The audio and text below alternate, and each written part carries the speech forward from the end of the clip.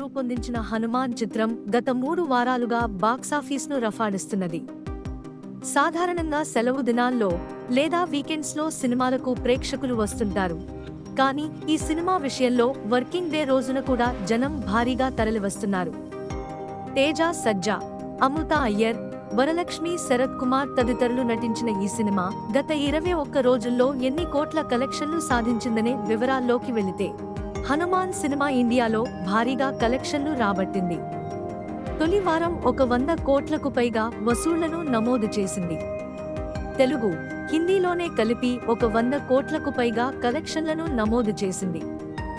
మలయాళం, కన్నడ, తమిళంలో కూడా భారీగానే రెస్పాన్స్ కనిపించింది. ఇక రెండో వారంలో ఈ సినిమా 59 కోట్ల రూపాయలు వసూలు చేసింది.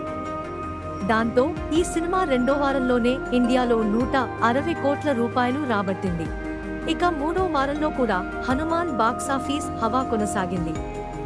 16వ రోజు నుంచి 20 రోజుల వరకు ఇండియాలో తెలుగు, హిందీలో కలిపి 20 కోట్ల రూపాయలు వసూలు చేసింది.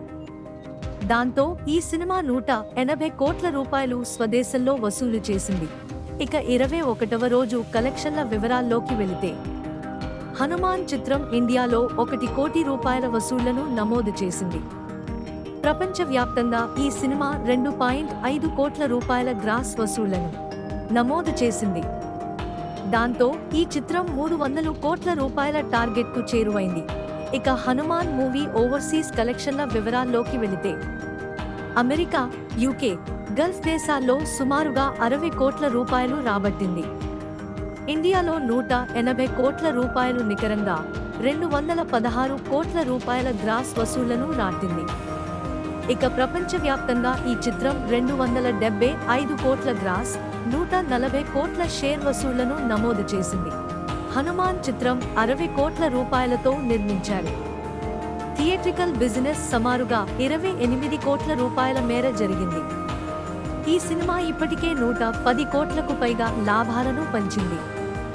ఇటీవల కాలంలో రికార్డు వసూళ్లు నమోదు చేసిన సినిమాగా ఈ